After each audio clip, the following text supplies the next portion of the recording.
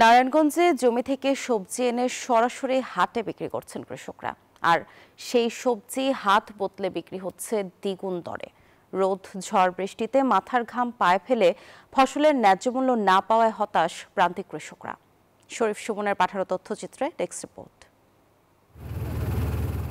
ধলেশ্বরী নদী বেষ্টিত নারায়ণগঞ্জের ফতুল্লার বক্তাবলী ইউনিয়নের কানাইনগর কৃষকের হাটে গত ১.৫ দশক ধরে সবজি বিক্রি করে আসছেন চাষিরা।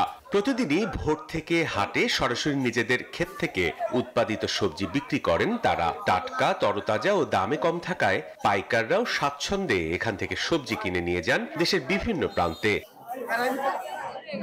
কৃষকের হাটে বিভিন্ন ধরনের শাক বিক্রি হচ্ছে ১৫ থেকে ২০ টাকা দরে, অথচ এসব সবজি শহরে বিক্রি হচ্ছে ৪০ থেকে ৫০ টাকা দরে। এভাবেই বেগুন, ধুন্দল, লাউ, কুমড়া, ফুলকপিও ঢাকায় বিক্রি হচ্ছে দ্বিগুণ দামে।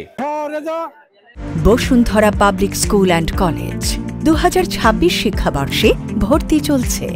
আমার থেকে ২০ টাকা দিন আর ৫০ টাকা দিন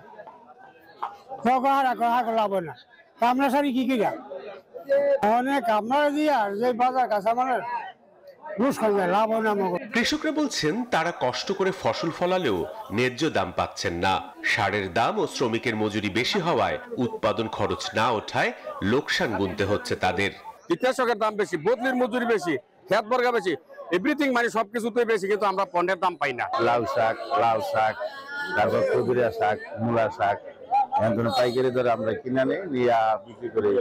ইজারাদাররা জানান ১৯৯৫ সাল থেকে এই হাটে সবজির হাট বসছে। সকাল থেকে টাটকা সবজি পাইকাররা নিয়ে দিনের বেলায় বিক্রি করতে পারেন। ব্যাপারীরা আসে সকাল সকালে মালটা বিক্রি করতে পারে, আর যারা ভোক্তা আছে তারাও আপনার টাটকা মালটা পায়।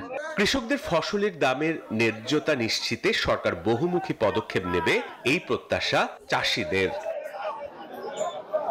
Desk report, news 24।